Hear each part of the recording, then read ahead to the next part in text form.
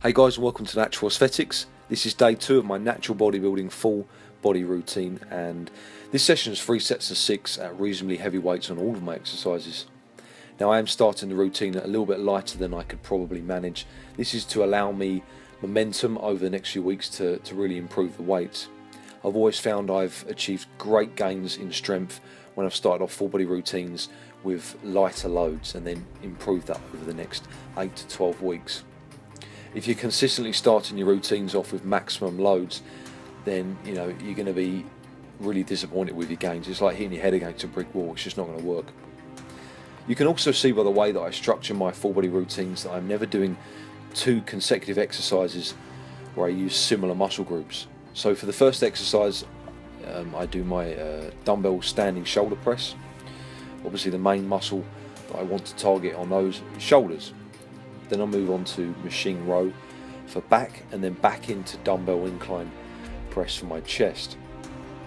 So the primary target on that is my chest muscles. However, the muscles used are also very similar to the shoulder press. It also uses shoulders, also uses triceps, which is much the same as the dumbbell shoulder press. So if I were to do these exercises back to back, I would see a big drop off in strength on the dumbbell incline press. Likewise, if I were to do the dumbbell incline press first and then move on to shoulder press, the shoulders would suffer. So you have to be wary of where you schedule your exercises in on a full body routine. So the back exercise, the row, gives me 10 to 15 minutes of recovery so that I can hit the chest and shoulders with a good degree of intensity after that. I then split the upper body work up with some squatting, front squatting for my lower body, and then move back onto arms to finish the session. Now this brings me on to the second point that I'd quickly like to make, and that's a problem that I see all too often in the gym, and that's overcomplicating your training. As a natural, you have to be specific with your training. You have to think about the protocol, the exercises you're going to use to achieve the goals you want to. It's not the same as taking anabolic steroids where you can just walk into a gym, train, and then see good progress. It's a given. You're more than likely going to see results. That's not going to happen as a natural, and you have to be very specific with the training you're doing to achieve the goals you want to.